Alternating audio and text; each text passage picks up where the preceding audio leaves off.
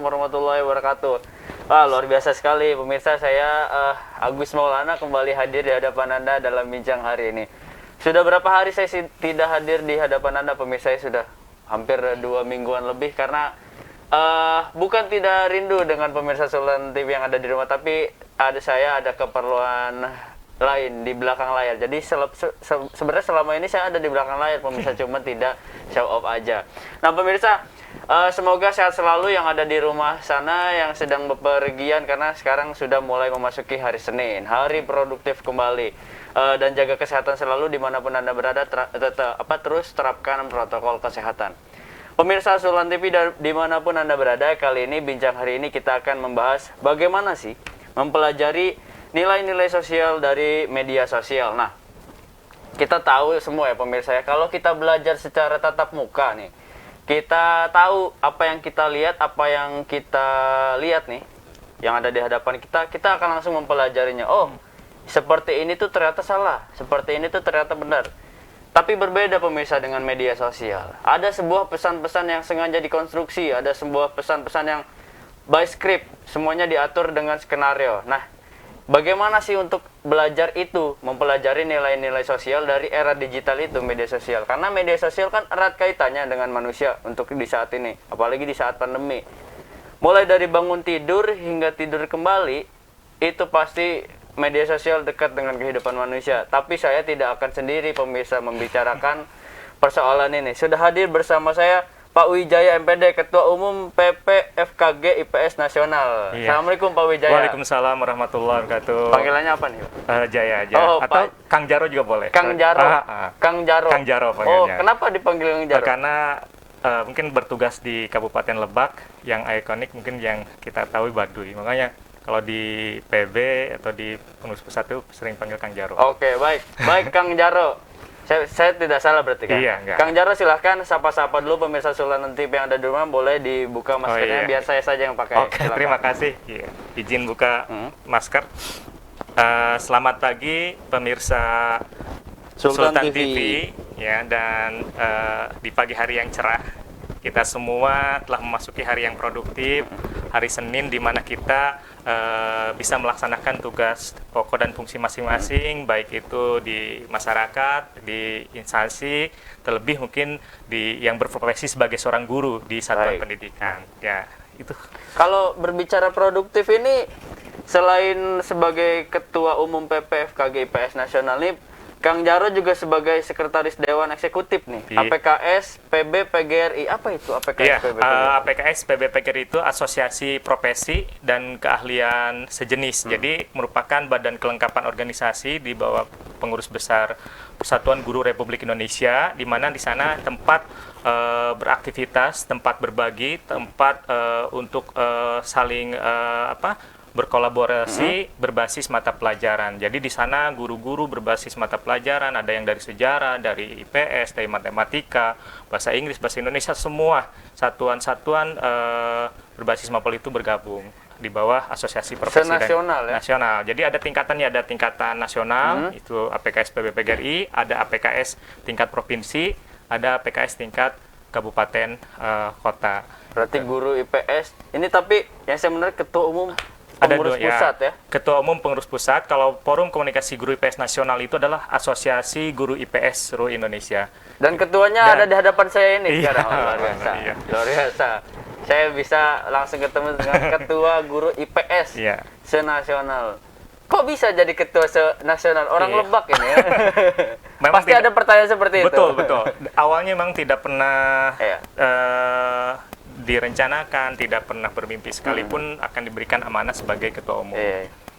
Karena memang Asosiasi Guru IPS ini secara legal formal yaitu berdiri tahun 2016 yang memang dirintis oleh para ketua MGMP berbasis mata pelajaran dalam hal ini IPS dari seluruh Indonesia, aktivis MGMP juga yang memang semua concern ingin melakukan peningkatan kompetensi dan profesionalitas guru, akhirnya bersepakat untuk mendirikan organisasi berbasis mata pelajaran. Maka berdirilah Forum Komunikasi Guru IPS Nasional.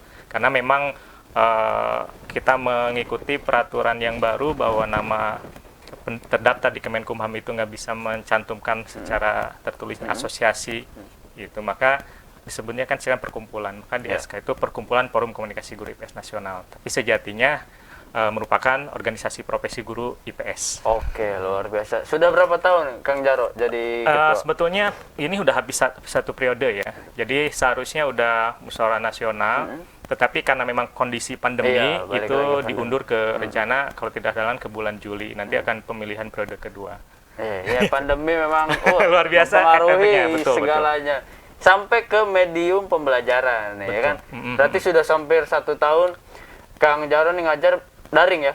Iya, kalau istilahnya tidak tepat juga kalau kita menggunakan istilah daring ya. Apa? Karena saya masih ingat keputusan dilaksanakan belajar jarak jauh atau belajar di rumah itu 16 Maret 2020. Jadi kemarin 16 Maret 2021 itu tepat kita merayakan 1 tahun.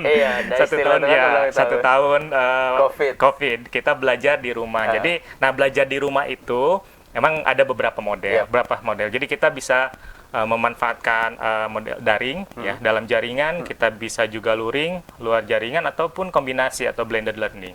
Nah, itu ya tergantung guru dan juga satuan pendidikan masing-masing. Jadi memang harus mengacak kepada kondisi real di daerah. Jadi nggak bisa kita menentukan satu jenis pembelajaran daring ya misalkan ditetapkan berupa sebuah kebijakan, tidak bisa, tetapi tetap harus diserahkan kepada guru dan satuan pendidikan masing-masing seperti itu. Karena ada yang blank spot juga. Nah, iya. Ini kalau berbicara Kang Jaro ngajar di Cileles ya? Iya, betul. Di SMP 4 Cileles. SMP 4 Cileles, mungkin para siswanya nonton nih kali ini ya.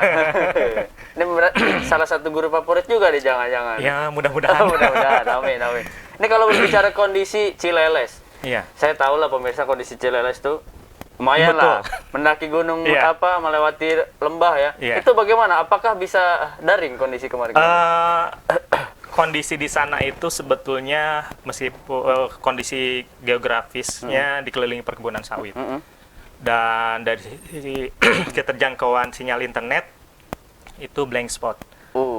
Jadi ada misalkan Telkom ataupun Indosat, tetapi dari tingkat kecepatan itu di bawah 1 megabyte per second. Jadi kalau untuk dimanfaatkan kita untuk pemanfaatan LMS, Learning Management System, ya untuk aplikasi-aplikasi pembelajaran, itu sangat susah sekali. Makanya di sekolah itu ya perpaduan lah, yang paling sederhana pemanfaatan medsos itu. Platformnya WhatsApp salah satunya. Karena itu yang memang tidak terlalu memerlukan sinyal yang kuat, terus juga dari sisi penggunaan kuotanya tidak terlalu besar ya. Penyampaian informasinya juga bisa berupa video atau voice note ya. Juga bisa berupa infografis, pelayanan presentasi ya, presentasi juga bisa. Hanya memang itu asinkronus. Iya. Kemarin katakanlah sedikit relevan lah. Narasum kemarin Pak Dudi, Pak Undro, itu SMA. Ini SMP, Pak. Iya, betul SMP saya. Apakah efektif kalau sejak dini gitu? SMP kan sejak dini ya, sudah menggunakan gadget. Betul. Apakah harus era sekarang itu ya harus gitu? Bagaimana? Sebetulnya pemanfaatan gawai untuk pembelajaran itu suatu keniscayaan. Jadi dengan perkembangan teknologi informasi, terus juga dengan berkembangnya platform-platform media, baik itu untuk spesifik untuk pembelajaran ataupun memang untuk komunikasi gitu, itu semua mau tidak bisa kita hindari. Ya. Jadi pemanfaatan gawai untuk pembelajaran itu suatu keniscayaan, dan mau tidak mau kita harus melakukan suatu proses akselerasi, dan kita harus beradaptasi untuk memanfaatkan gawai itu. Gawai itu ibarat pisau lah, ibarat pisau. Jika tergantung siapa yang megangnya. Makanya gawai itu ketika terkoneksi dengan internet, semua akses informasi dari seluruh dunia itu tanpa sekat lagi. Baik itu hal-hal yang konten-konten yang positif ataupun konten-konten yang tanda negatif, itu bisa diakses. Nah, ini catatan penting bagi kita sebagai seorang pendidik, terutama juga pesan bagi seluruh orang tua.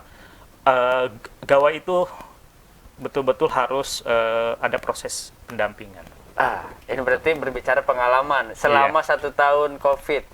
Apakah ada pengalaman yang tidak mengenakan, Pak? tidak mengenakan ya ada. Kita pernah mencoba juga melalui pembelajaran tatap maya. Ya, mungkin dengan tatap maya itu kan kita bisa mengaktifkan fitur video atau tidak. Kita kan tidak bisa mengakses memaksa juga anak harus membuka akses videonya. Ketika dibuka mungkin sinyalnya lemah, yang ada malah terjadi lag ya, nge-lag nantinya gitu, seperti patah-patah ya, patah-patah. Sehingga ada kebijakan udah tidak jadi masalah, misalkan udah jangan dibuka. Tapi kita tidak tahu apakah menyimak mereka itu, apakah mereka itu ada di tempat, atau jangan ada sebuah ide nakal, misalkan udah aja nih kameranya pakai foto kita, simpan tempel aja di depan, lagi senyum gitu. Kok sampai 1 jam senyum terus. Nah itu kan bisa jadi satu sisi pemanfaatan media sosial, termasuk juga platform-platform yang berbasis IT yang dimanfaatkan untuk pembelajaran, learning management system itu banyak kan sekarang bisa memanfaatkan Microsoft 365, ada Microsoft Teams, ada Google Classroom, ya, ada juga Edmodo, terus ada juga mungkin platform-platform yang memang spesifik dibuat oleh satuan pendidikan masing-masing dan bentuk e-learning, seperti itu. Dan itu memang untuk kontrolnya yang agak kita susah. Gitu. Saya dengar kata Edmodo tuh nostalgia sekali. Kalau zaman SMA tuh udah mulai penerapan tuh. Itu lagi boomingnya itu kayaknya pas. Bareng Pak Dudi saya. Oh Pak Dudi ya, itu kayaknya lagi boomingnya Edmodo. Dan sampai sekarang masih ada. Masih eksis. Pak kalau berbicara ini guru IPS. Kaitan erat dengan sosial. Kalau keseharian di masyarakat bersosial juga ya, Pak? Ya betul. Ya mulai merintis juga pernah merintis jadi pembentukan RW, RT juga di tempat tinggal, penggagas. Apa sebagai ada jabatan rakyat juga? Iya. Sebagai ketua RT. Sebelumnya pernah menjabat sekretaris RW. Wah, luar biasa. Jadi di masyarakat ya juga kalaupun agenda-agenda yang memang kita ya dari sisi menjaga peran masyarakat untuk keamanan ya dengan siskambling ya, bentuknya ronda tidak terjadwal juga kita ikut berpartisipasi. Itu sebelum pandemi. Nah, ini kita berbicara kondisi pandemi. Semua serba digital, Pak. Betul. Bagaimana cara mempelajari nilai-nilai sosial? Oke lah generasi kita istilahnya kita satu generasi apa ya? Milenial mungkin bisa masuk masih bisa masuk ya, Pak. Kayak Kang Jarus seperti masih muda nih. Kalau berbicara mempelajari nilai sosial, oke lah katakan generasi kita yang non pandemi ini aman lancar. Betul. Pos ronda itu jadi kearifan lokal, sistem keamanan ya, Pak. Betul. Jadi juga pusat belajar bisa. Ibu-ibu yang ngumpul di tempat sayur itu menjadi medium pemersatu gosip ya. Itulah contoh-contohnya di masyarakat. Tapi sekarang, Pak, banyak persoalan-persoalan baru yang serba digital. Bagaimana komentar secara umum dulu deh? Iya, jadi pandemi COVID-19 ini telah menjadi sebuah cambukan bagi kita, baik itu yang berprofesi sebagai seorang pendidik, dalam guru, juga pengambil kebijakan, dalam ini para birokrat di struktural, dan juga tidak terlepas masyarakat itu sendiri. Bahwa dengan adanya pandemi COVID-19 ini, sesuatu yang tidak pernah diprediksi, unpredictable kita, dan juga tidak pernah kita harapkan kehadirannya, akhirnya dengan sekejap meluluh lantakan semua tatanan, termasuk tatanan sosial. Nah, tatanan sosial ini otomatis terimbas. Ya. Efeknya apa? Efeknya semua beralih untuk hal-hal yang sifatnya pemanfaatan tadi. Ya, penggunaan platform, baik itu media sosial ataupun untuk pembelajaran lebih spesifik dan sebagainya semakin persentasenya semakin tinggi. Yang jelas di sini banyak hal yang bisa kita potret, baik itu dari sisi kerugiannya ataupun dari sisi manfaat pandemi ini. Memang banyak hal. Jadi dari sudut pandang atau berbagai perspektif, baik itu pendidikan, ekonomi, politik, budaya, dan teknologi itu sendiri banyak. Nah, saya tidak akan terlalu jauh menyikapi dalam perspektif yang lain, tapi minimal dua dalam perspektif sosial, ya, pendidikan dan juga teknologi. Ini merupakan satu kesatuan. Karena pandemi ini menghadirkan sebuah tantangan. Jadi selain dampak negatifnya, sebuah tantangan untuk secepat mungkin atau bersegera untuk melakukan suatu proses akselerasi, akselerasi kebijakan, akselerasi pemanfaatan teknologi, dan akselerasi pembelajaran, termasuk bagaimana menghadirkan suatu platform-platform yang suatu waktu kondisi ini kan tidak akan kembali lagi seperti normal seperti semula. Makanya new normal itu bisa dimaknai suatu kondisi yang telah terpengaruhi pandemi ini. Mungkin jadi, bisa berkepanjangan. Bisa. Mungkin bisa. Apalagi dengan adanya perkembangan varian B117 ya, terlepas apakah itu ada perspektif ini memang merupakan konspirasi global atau tidak, tetapi sejatinya atau faktanya memang COVID ini ada. Yang menjadi soal adalah apakah tingkat kerusakannya itu lebih besar daripada HIV, lebih besar daripada campak, lebih besar daripada tipes dan sebagainya. Ini yang perlu kita jadikan soal. Karena kalau menengok ke sejarah, dulu pun ketika awal mula HIV itu hadir ya banyak orang-orang tenaga medis itu pakai panik, pakai APD dan sebagainya. Tapi sini kan perkembangan seperti dianggap sesuatu hal yang luar biasa. Terlebih sudah adanya proses vaksinasi. Nah, ini kalau berbicara secara umum, kita kerucutkan ke persoalan-persoalan sosial, bagaimana mempelajari sosial yang saya katakan tadi, Pak. Kalau belajar di media sosial sekarang tidak mudah. Banyak istilahnya kalau kata anak sekarang dunia tipu-tipu kan. Iya, betul. Semuanya by script, semuanya by skenario. Ada sutradara di baliknya. Tapi mungkin kita rehat dulu ya, Pak ya. Karena kita akan kembali setelah pariwara berikut ini, tetap di Bincang Hari Ini pemirsa.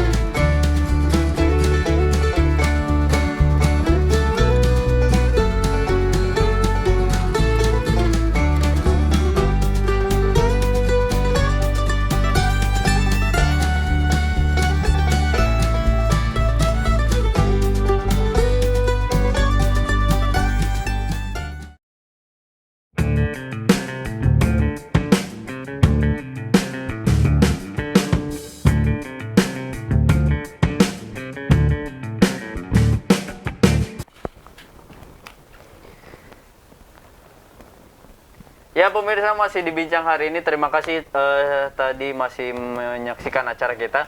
Nah pemirsa, sebelum saya melanjutkan acara kita di pagi hari ini, saya ingin mengingatkan kembali bahwa acara ini tayang di YouTube channel Sultan TV, juga di fanpage Facebook Sultan TV. Nah buat pemirsa yang ingin menanyakan persoalan-persoalan sosial dan budaya, silahkan tanyakan di kolom komentar ya.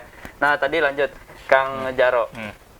Ya, tapi saya pengen nanya tadi Kang Jaro itu karena di Jakarta ya? Ya panggilannya. Kebetulan itu yang manggil Ibu Ketua Umum PBPGRI. Awalnya kenapa itu? Ya karena berasal dari Lebak. Lebak. Ya, Lebak tuh dengan ini apa ya? Kental dengan istilah Jaro dan bisanya lain-lain. karena ya gitu. Jadi image-nya udah dari Lebak udah panggil aja Kang Jaro. Baik, Untuk baik. membedakan karena di PB itu ada beberapa nama yang sama. Oh, ada iya. Wijaya Kusuma, jadi apa itu maka dipanggilnya Om C. Nah ini biar nggak sama, Oke. ya Wijaya sama Kang Jaro. Kang Jaro, Nah ini oke. sampai sekarang udah aja lah. Oke. Ya, Jadi nyaman ya. Jadi nyaman lah gitu. Dan Jaro juga merupakan apa ya? Sebuah pengagungan. Iya, mungkin dari sisi filosofis ya, mungkin ada nilai kepemimpinan. Iya, baik. Kang, kita lanjut. Bagaimana proses pembelajaran nilai-nilai sosial di masyarakat, terutama siswa nih, tanggung jawab Kang Jaro. Betul. Penekanannya bagaimana? Ini kan kalau dikatakan dulu nih sebelum pandemi belajar tuh kelihatan, wah si ini nakal nih, kelihatan nih, si ini nih, oh ini taat nih agamanya, karena sesuai dengan apa yang dilihat. Sekarang bukti siswa Kang Jaro ini disiplin, misalkan taat belajar, taat agama dan sebagainya apa? Itu kan masih tanggung jawab Kang Jaro ya gitu. Ya, memang dalam proses pembelajaran tidak terlepas ada kompetensi inti ya, yang memang harus kita mampu mengukur sikap. Ya, nah, bagaimana cara mengukur itu? Bagaimana cara kita memotret dan juga mendokumentasikan dan nanti kita olah menjadi nilai daripada sikap itu sendiri. Dan memang kondisi pandemi ini yang biasanya kita melihat secara langsung bagaimana siswa itu berinteraksi ya dengan temannya, berinteraksi dengan kakak kelasnya, berinteraksi dengan guru, berinteraksi dengan lingkungan sekolah. Itu kan menjadi salah satu penilaian yang objektif, kita melihat langsung, mengamati ya. Tetapi dengan kondisi pandemi COVID-19 ini, kita memang timbul. Nah, ini menjadi sebuah tantangan. Nah, bagaimana kita bisa memotret hal tersebut? Ya, satu di antaranya kita perlu pelibatan. Jadi perlu kolaborasi, perlu sinergitas antara orang tua, ya, terus juga masyarakat, ya, juga rekan-rekan guru kita dan siswa itu sendiri. Kalau dulu kita mengenal istilah tripartit pendidikan, ya, misalnya di sini dalam kondisi pandemi COVID-19 dan kedepannya bisa jadi, maka ada dua hal yang jangan lupa. Satu, ada teman maya, yang kedua teman sebaya. Jadi teman maya, teman sebaya. Nah, ini harus menjadi perhatian. Anak sekarang lebih mendengarkan teman mayanya. Oh, itu real ya? Sudah terjadi. Ya. Nah, karena apa? Karena generasi generasi Z, taruhlah generasi Z itu kalau berdasarkan data BPS terakhir ya 2020 itu kan ada di kisaran angka 27,94% dari total jumlah penduduk Indonesia 270 juta lebih. Nah, itu kan otomatis merupakan suatu sumber daya yang sangat banyak. Ya, selisih sedikit 2%-an lah dengan generasi milenial dari usia 24 tahun ya sampai 39. Generasi milenial itu kan ada di angka 25,84%. Kalau kata orang gitu. statistik bonus demografi. Nah, bonus demografi ini kan nanti akan terasa ketika Indonesia memasuki suatu fase emas. Satu abad di Indonesia yaitu 2045. Dan generasi Z, generasi milenial inilah yang nanti akan tampil hadir menjadi pelanjut daripada estafeta eksistensi negara kesatuan Republik Indonesia ini. Maka tantangannya sekarang inilah. Gitu. Jadi jangan kita terjebak dengan hal-hal yang sifatnya tekstual, dengan hal-hal sifatnya berbasis kertas, berbasis angka-angka yang memang itu juga bisa kita selesaikan dalam waktu yang tidak terlalu lama. Tapi sikap ini, perilaku-perilaku sosial ini yang harus dibangun. Karena tidak sedikit dari sisi kognitifnya bagus, cerdas, tapi sisi adabnya, dari sisi akhlaknya. Ya, akhlak kan kita definisikan kalau bahasa ini karena dari sisi bagaimana cara dia bersosialisasi, bagaimana cara dia itu mengambil peran di masyarakat, di lingkungan sesamanya, menjadi pendorong dan sebagainya. Nah, ini yang menjadi PR bagi kita.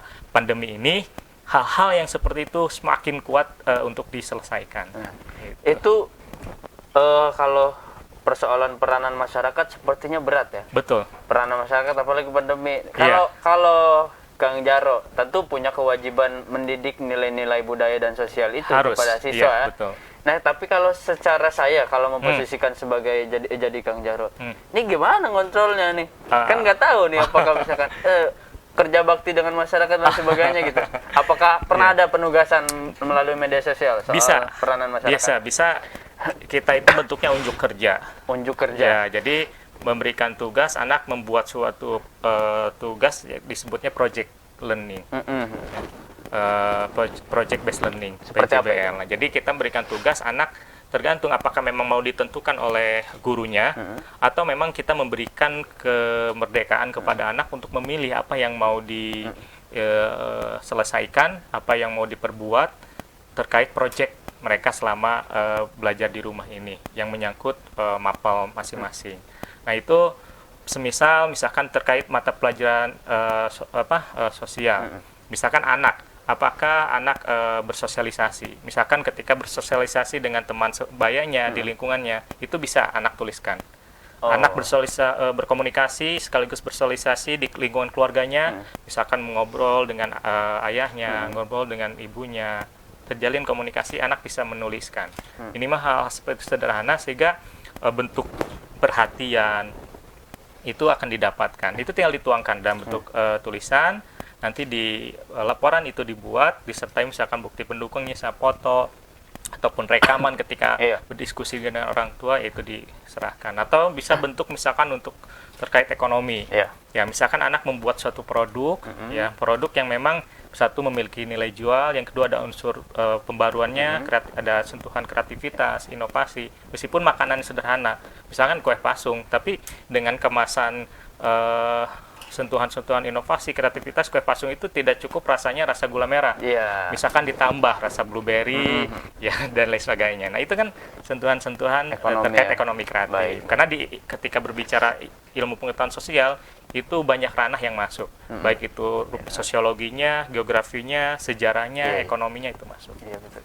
Dikomparasikan. Nah, ini kalau berbicara belajar nilai sosial. Belajar nilai sosial. Kalau saya sih merasakan, Pak, ya, saya tuh ngapain sih mempelajari nilai sosial di medsos? Kalau saya kan kalau sekarang dituntut harus seperti itu. Coba kamu ambil hikmahnya dari video ini misalnya. Kan itu sulit. Sedangkan di video itu adalah by script. Cara paling efektif versi Kang Jaro untuk mempelajari nilai sosial di medsos itu seperti apa, Pak? Tahap-tahapannya. Tahap yang pertama, perkuat literasi anak. Perkuat literasi anak. Betul, karena tantangan di era digital teknologi, apalagi spesifiknya teknologi informasi, media sosial itu semua ada. Mulai dari A sampai Z, mulai dari yang manis sampai pahit, mulai yang baik sampai yang jahat, konten-kontennya itu tersedia. Baik itu konten-konten penuh gizi ataupun konten-konten sampah itu ada. Nah, sehingga ya hal yang paling utama, fondasi yang harus ditanamkan kepada anak adalah kemampuan literasi. Baik itu literasi dasar dan yang kedua adalah literasi digital.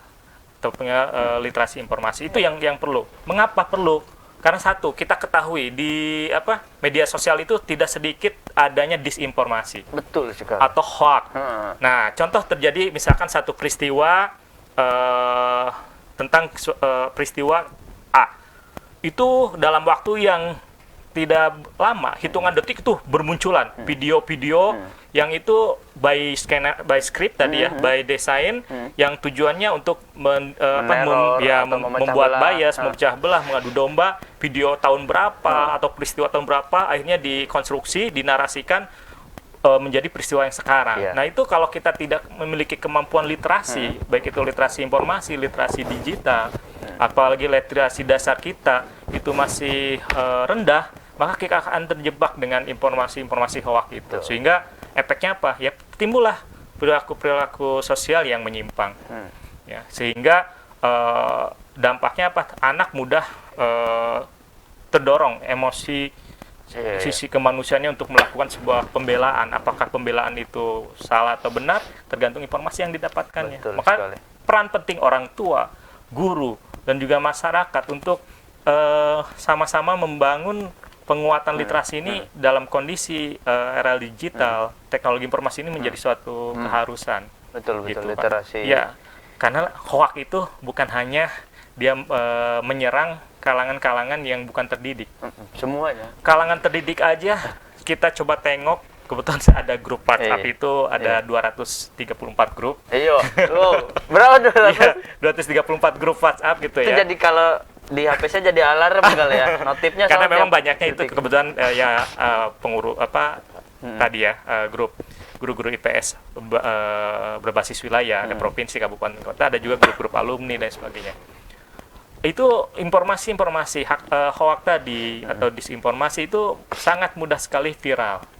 Nah, jadi bahkan ada selevel tanda kutip yang dari sisi strata pendidikannya ini masih terjebak. Berarti di sini betul-betul luar biasa yang membuat skripnya, yang mendesain ya, dan dia mempelurkan. Niat banget ya. Iya, sehingga banyak pihak yang terjebak. Artinya pemirsa bahwa sebenarnya penyebar disinformasi ini tidak hanya iseng-iseng ya. Enggak. Pasti mereka juga niat tujuannya apa, sudah didesain sedemikian rupa hingga kemasannya tuh seolah kita wah ternyata ini informasi terkini nih. Gitu. Buzzer itulah mungkin kalau istilah konteks sekarang itu buzzer itu. Nah, di dunia pendidikan ini tantangan yang besar ketika semakin banyak kita memanfaatkan platform-platform media sosial untuk anak berinteraksi. Ya, karena berdasarkan data ini sangat miris sekali. Karena ya. Baik. Kalau kita lihat dari data Hotsuite itu Indonesia itu pengguna medsos yang tidak sedikit, dari 270 juta itu data 2020 170 jutanya adalah pengguna Facebook itu di Indonesia. Ya, Facebook saja 170 juta. Dan durasi orang-orang Indonesia mengakses internet dalam sehari itu 8 jam. 8 jam. Itu untuk keseluruhan. Instagram itu 63 juta orang Indonesia yang mengakses. 63 juta dengan durasi 3 jam 20 menit. Kalau dirata-ratakan dari jumlah penduduk 270 juta. Zuckerberg naik haji ini. Nah, jadi ini merupakan kan data ini bisa menjadi sebuah pijakan bahwa platform media sosial ini sangat digandrungi oleh masyarakat Indonesia. Apalagi jika kita tarik tadi kepada data statistik berdasarkan BPS itu klasifikasi generasi, ya mulai dari baby boomer, generasi milenial, generasi Z dan post generasi Z, ya mulai dari usia kita lihat dari 0 sampai 8 tahun, dari 0 sampai 7 tahun, dari 8 tahun sampai 23 yang generasi Z, 24 sampai 39 generasi milenial, dan dilanjutkan baby boomer ya di atas 39 tahun, itu hampir semua mengakses.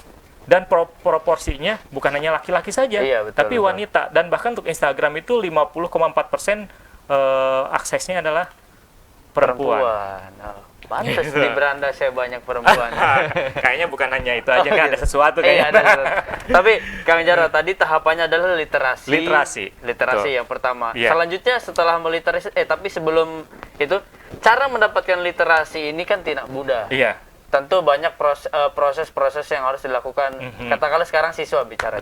Bagaimana siswa mendapatkan literasi itu? Ya, kalau dalam dunia pendidikan itu sudah jauh-jauh hari ada program gerakan literasi sekolah secara lingkup sekolahnya. Secara nasionalnya ada GLN, Gerakan Literasi Nasional. Nah, sejauh mana efektivitas program-program tersebut yang digulirkan oleh pemerintah, dalam ini Kementerian Pendidikan dan Kebudayaan, dan sejauh mana dampaknya terhadap masyarakat, ini bisa kita lihat dari data statistik. Kalau kita lihat data yang sering dirilis oleh Don Emprit itu ya, siapa, Ismail Fahmi ya kalau nggak salah, itu kan banyak juga yang masih terjebak tadi indikatornya disinformasi atau hoax itu. Berarti kan sejauh mana keberhasilan proses pembiasaan tadi program gerakan literasi itu berarti masih belum sesuai harapan. Nah, kondisi tersebut sebetulnya kata kuncinya adalah perlunya kolaborasi. Yang kedua tadi selain literasi, membumikan literasi, baik itu literasi dasar, ya, literasi digital, ya, ataupun literasi informasi, itu kolaborasi. Antar siapa? Antar semua elemen masyarakat, ya. Dan ada proses selain kolaborasi, pelaksanaan tadi membumikan literasi, yang ketiganya adalah edukasi. Edukasi terkait platform-platform media sosial. Karena apa? Banyak yang tidak pernah sama sekali mengetahui apa itu Undang-Undang ITE. Nah, sekarang itu kan Undang-Undang ITE itu sudah tidak sedikit ya memakan korban. Karet pasal yang bisa diarahkan ya sesuai yang mau aja. Yang mau gitu. Ini mau dihantam kemana? Ini mau kemana? Nah, sehingga masyarakat perlu diedukasi agar tidak terjebak dengan tadi yang membuat skrip atau yang membuat desain yang dipelurkan dipiralkan oleh media itu. Jadi harus ada edukasi terkait bagaimana cara bermedia sosial yang sehat. Selain itu juga edukasi selain tadi disinformasi, hoak yang terancam Undang-Undang ITE. Sekarang banyak modus-modus kejahatan. Modus operandi dengan bentuk spamming atau phishing. Dan itu masuk ke ruang-ruang privat grup-grup yang kita ikuti. Ya, itu ketika kita mengakses, mengklik data tersebut, maka kita akan diarahkan. Ya. Terus sehingga tanpa sadar data kita tuh disimpan. Ya, data-data hal yang sifatnya rahasia sekalipun untuk membuka akses perbankan dan sebagainya bisa diambil. Ya, ini perlu edukasi. Ya, jadi literasi ini PR kita semua agar nanti karena sangat penting untuk menanamkan nilai-nilai sosial, rasa tanggung jawab, ya, empati, simpati, terus juga bagaimana anak itu bisa mengkonsumsi informasi-informasi yang bergizi melalui media sosial dan tidak terjebak hoak dan disinformasi. Ya, salah satunya adalah literasi. Dan itu. PR Kang Jaro ini tidak mudah, pemirsa. Kang Jaro ini ngajar di kisaran umur siswa masuk 12 ya, generasi Z itu ya. 12 tahun sampai kisaran 15 tahun. Ini tidak mudah. Ini teenagers banget. Betul. Biasanya kan teenagers gitu kan. Susah diatur. Tapi apakah ada pengalaman misalkan ini berkaitan dengan efek media sosial? Kebanyakan yang beranggapan efek media sosial ini menurunkan nilai-nilai sosial. Betul. Justru kan. Padahal namanya media sosial, tapi malah menurunkan nilai-nilai sosial. Mendegradasi. Asal sebar dan lain sebagainya. Apakah ada pengalaman misalkan siswa nge-share di grup yang informasi-informasi yang tidak... Betul, bukan 1 atau 2 konten ya. Tetapi di grup kelas, karena kita belajar juga di grup kelas itu ada grup berbasis mapel ya. Tadi WA grup itu ada yang memang berbasis kelasnya, ada yang memang keseluruhan. Itu tidak sedikit tadi contoh sederhana memviralkan spam atau phishing. Misalkan gratis mendapatkan kuota sebesar 50 giga dari bla bla bla bla. Padahal itu kan spam. Voucher gratis makan. Voucher gratis dari Alfa. Itu kan phishing ya. Itu masuk share. Satu yang sederhana itu. Yang kedua adalah dari penggunaan bahasa. Secara tidak sadar bahasa-bahasa yang sering muncul di media sosial itu anak gunakan dalam keseharian dan itu tidak bisa anak itu memilah apakah lawan bicaranya itu orang tua, apakah lawan bicaranya itu teman sebaya, atau lawan bicaranya itu usia yang di bawahnya. Tetapi diperlakukan menggunakan kosakata yang sama yang dia serap dari media sosial itu. Sehingga dari sisi karakter, bukan malah menguatkan, tapi mendegradasi karakter itu sendiri. Dari nilai-nilai sosial dalam bentuk kesopanan. Itu. Jadi betul tantangannya sangat besar. Belum lagi dari sisi berpakaian, style mereka lagi gandrungi misalkan Korea, dapat drakor dan lain sebagainya. Pokoknya budak K-pop ya, itu mereka kan lebih cepat mudah diikuti. Betul. Bahkan ketika ada tugas misalkan untuk olahraga, untuk olahraga mereka gerakannya meniru gerakan K-pop. Malah break dance. Tapi ketika kita bisa mengontrolnya, itu menjadi sisi yang positif bahwa mereka itu kreatif. Jadi mereka inovasi, bisa memadukan. Tetapi kalau tanpa kontrol, tanpa arahan, itu akan kebablasan. Nah, itu. Mungkin pemirsa juga penasaran nih, bagaimana sih cara Kang Jaro ini ketika memulai pembelajaran dengan siswanya, kemudian menata sedemikian rupa hingga terus mengontrol nilai-nilai sosialnya. Mungkin itu bisa dijelaskan kepada guru juga guru yang lain. Caranya bagaimana sih mengontrol nilai-nilai sosial di siswa, tapi akan dibahas setelah pariwara berikut ini. Tetap di Bincang Hari ini, pemirsa.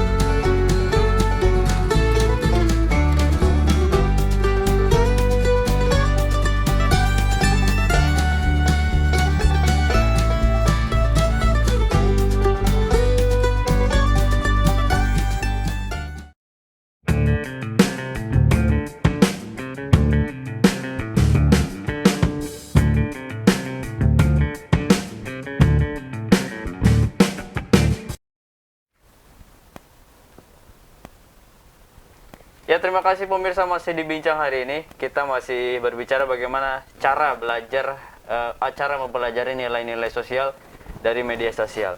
Tadi kan terakhir saya ingin menanyakan soal tadi bagaimana sih ini juga bisa disebarkan kepada guru-guru yang saat ini juga menonton. Cara lakukan metode pembelajaran yang efektif, efisien, mudah diterima oleh siswa. Juga selaku guru sosial mengedepankan aspek-aspek sosial. Bagaimana, Kak? Iya. Ini tantangan bagi kita bahwa kata kuncinya pandemi COVID-19 ini bisa kita jadikan sebagai momen uji kompetensi guru secara alami. Mengapa? Karena pada kondisi sekarang lah guru diuji untuk mengeluarkan semua potensinya. Betul. Baik itu dalam bentuk inovasi pembelajaran ya, dan hal-hal yang lainnya. Nah, langkah-langkah apa yang bisa dilakukan? Nah, yang pertama ya tentu saja kita harus memotret realitas yang ada. Dalam hal ini kita harus mempunyai asupan data yang benar, bahwa misalkan tempat kita bertugas, karena tidak bisa disamaratakan. Contoh di Provinsi Banten dari 8 kabupaten kota, terus kita lihat ada Kabupaten Pandeglang dan Kabupaten Lebak yang memang dari sisi akses koper internet itu terbatas, masih banyak daerah-daerah yang blank spot.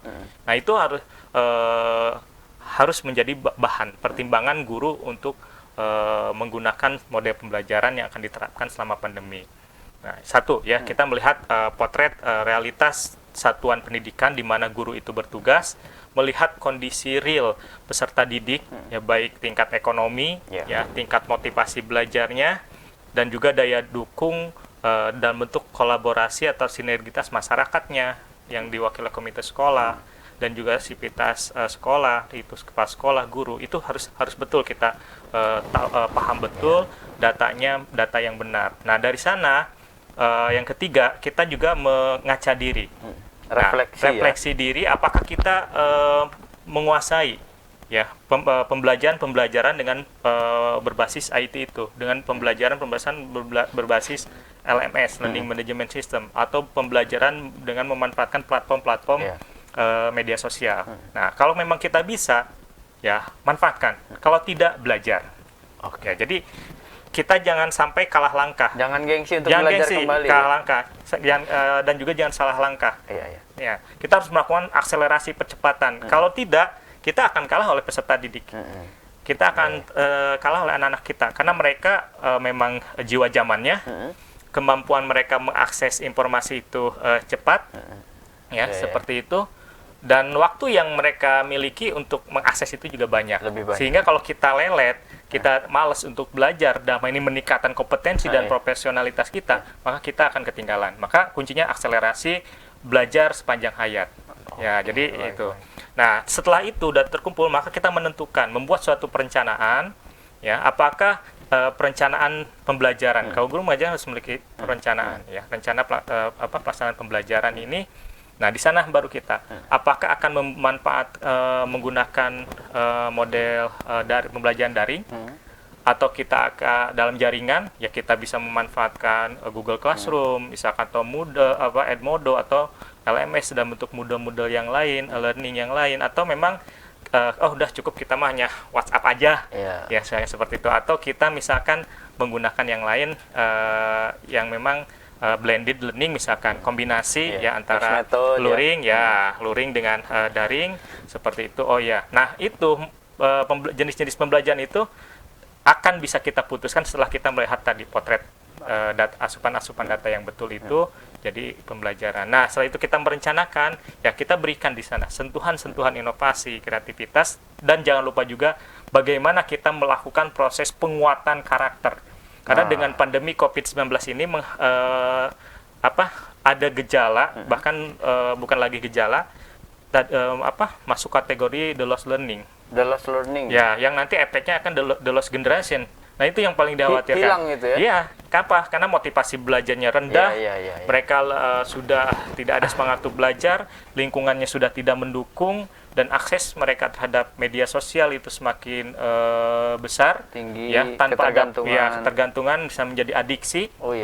Adiksi, nanti pengaruhnya ke emosi, sisi negatif media sosial ke emosi. Nah, itu akhirnya mereka melakukan hal-hal yang di luar nalar.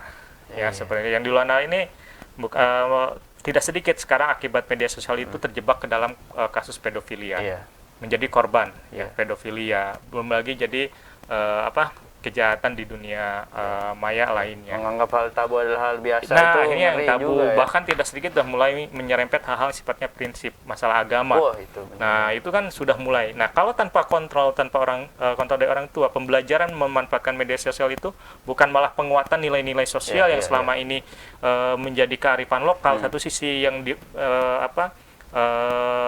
juga diperintahkan oleh nilai-nilai agama, ya seperti itu, akhirnya tereduksi.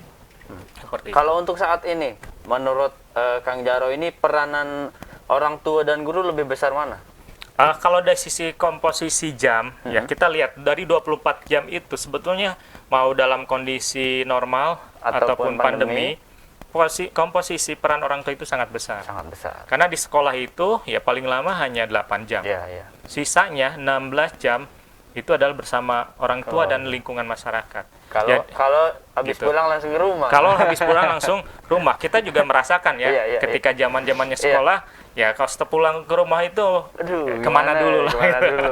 Nah ini juga jadi hal yang menarik dan juga sekaligus tantangan. Jadi dalam kondisi apapun peran orang tua itu tetap besar. Nah disinilah perlu kolaborasi. Dan sekarang ada hikmah yang bisa kita petik bahwa mendidik itu tidaklah mudah. Karena dulu sebelum pandemi COVID-19 kita ketahui tidak sedikit banyak laporan-laporan terkait tindakan kekerasan mungkin di sekolah, baik itu kategori bullying dan lain sebagainya.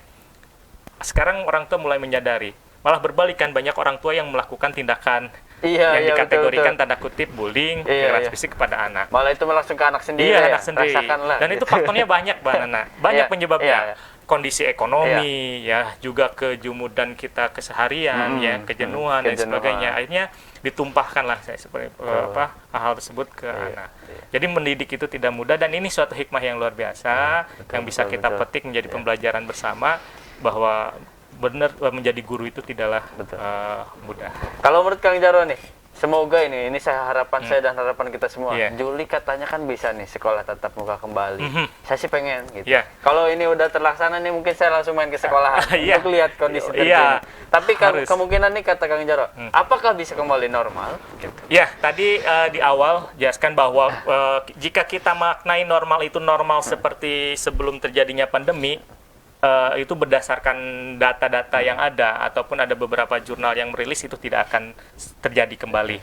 Normal dalam arti normal seperti sebelum terjadinya pandemi. Paling berapa persen ya kemungkinannya? Karena ada apa? Bagaimanapun ada hidden effect, ada efek yang tak terlihat. Yang kedua ada tadi proses perubahan mindset.